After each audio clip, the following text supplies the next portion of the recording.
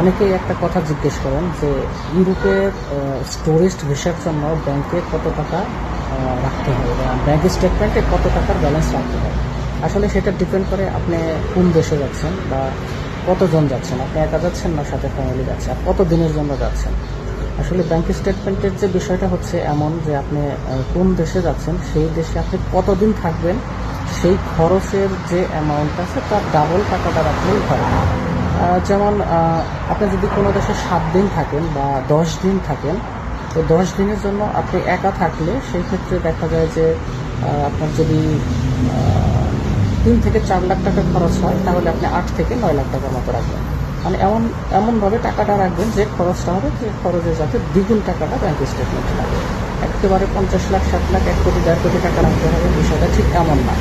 মানে আপনার হোটেল ভাড়া, তারপরে আপনার ওইখানে পার ডে কস্ট, এরকম একটা মিনিমাম যে খরচ আছে সেই খরচের দ্বিগুণ পরিমাণ টাকাটা ব্যাংক স্টেটমেন্টে রাখলে ওরা যাতে বিশ্বাস করে যে আপনি যে ইউরোপে যাচ্ছেন সেই ইউরোপের যে খরচটা আছে সেই খরচটা মিট করার অ্যাবিলিটি বা ক্ষমতাটা আপনার আছে, এবং সেই টাকা খরচ করে আবার বাংলাদেশে বা যে দেশ থেকে যাবেন সে দেশে ফেরত আসতে পারবেন। জাস্ট এইটুকু, ব্যাংক স্টেটমেন্ট এমন কোনো কিছু না।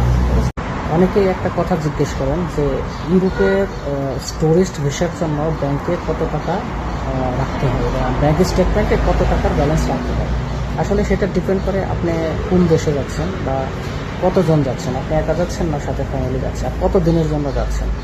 আসলে ব্যাংক স্টেটমেন্টের যে বিষয়টা হচ্ছে এমন যে আপনি কোন দেশে যাচ্ছেন সেই দেশে আপনি কতদিন থাকবেন, সেই খরচের যে অ্যামাউন্ট আছে তার ডাবল টাকাটা রাখলেই হয়।